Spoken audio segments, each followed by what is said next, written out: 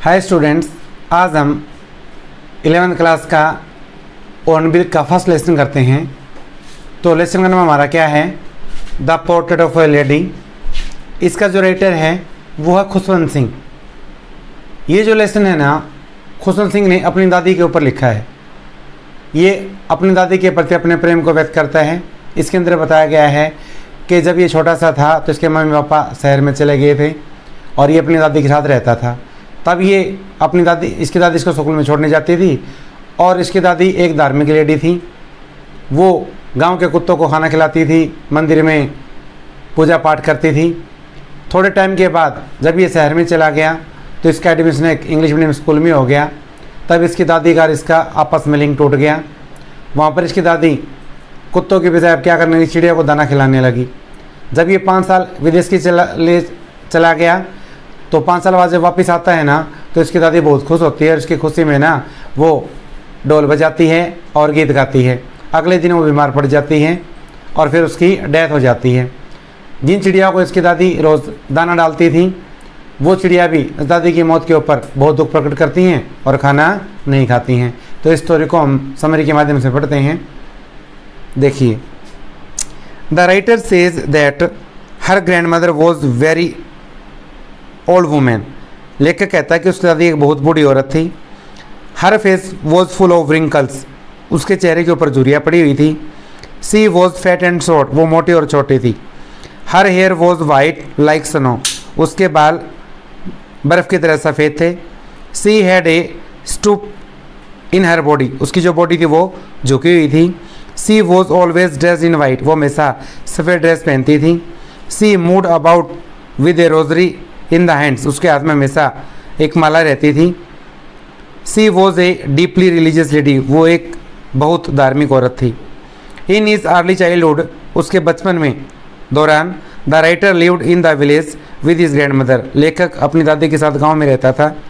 His parents had gone to the city. उसके माता पिता शहर चले गए थे। His grand mother help him in many ways. उसकी दादी माँ उसकी कई तरीके से मदद करती थी। She would wake him and prepare him for the school. उसकी माता उसकी उठाती और उसको स्कूल में भेजती थी। Then she would accompany him to the school. तब वो साथ में स्कूल में जाती। The school was attach to a temple. School एक मंदिर के नज़दीक था। While the writer studied there. जब लेखक वहाँ पढ़ता, the grandmother prayed in the temple. दादी माँ मंदिर में पूजा करती थी। Then they came home together. तब वो घर वापस इकट्ठे आते थे। On the way C fed the village dogs with stale chapatis. रास्ते में वो गली के कुत्तों को बासी रोटियां देती थी।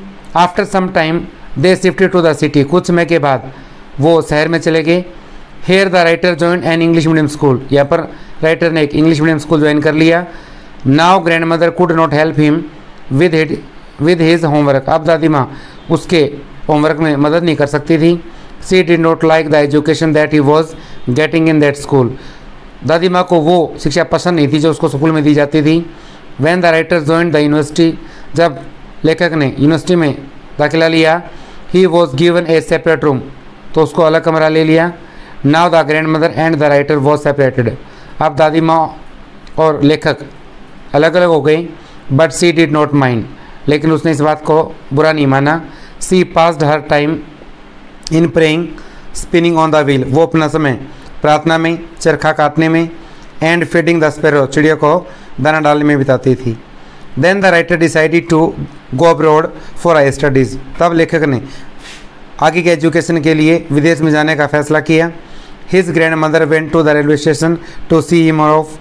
उसकी दादी माँ उसको छोड़ने के लिए स्टेशन के ऊपर गई। He was to be away for 5 years। वो वहाँ पर 5 साल उनसे दूर रहा। He felt that his grand mother would not alive when he came back. उसको उम्मीद नहीं थी कि जब वो वापस आएगा उसकी दादी माँ जीवित मिलेगी। But she was present in the station to receive him. लेकिन वो उसको स्टेशन पर मिली जो उसको लेने के लिए आई थी। She became very happy. वो बहुत खुश हुई। दैट इवनिंग, उस शाम, she collected the women of the neighbourhood. उसने पड़ोस की औरतों को इकट्ठा किया। She beat an old drum उसने एक पुराना ड्रम बजाया एंड स्टार्टेड सिंगिंग, और गाना शुरू कर दिया। She went on singing for a long time, वो लंबे समय तक गाती रही। The next morning the grandmother fell ill, अगली सुबह दादी माँ बीमार पड़ गई। It was a mild fever, ये हल्का बुखार था। But her end had come, लेकिन उनका नज़दीक आ गया था। After a few hours she died, कुछ समय के बाद वो एक्सपायर हो गई। A great number of sparrows set in silence around her dead body, भारी संख्या के अंदर चिड़ियाँ वहाँ इकट्ठी होगी उसकी बॉडी के पास। The writer's mother threw them bread crumbs, लेखक की माता ने उनको ब्रेड के टुकड़े फेंके। But they did not eat them, लेकिन उन्होंने इसको नहीं खाया। It appeared that they too were sad at the grandmother's मदर्स डेथ, ऐसा लगता था जैसे उनको भी दादी माँ की मौत का सदमा लगा हो। तो ये हमारा फर्स्ट लेसन था हॉर्नबिल का। उम्मीद करता हूँ आपको वीडियो अच्छी लगी होगी। अगर वीडियो आपको अच्छी लगी लाइक करें, शेयर करें एंड सब्सक्राइब करें। धन्यवाद।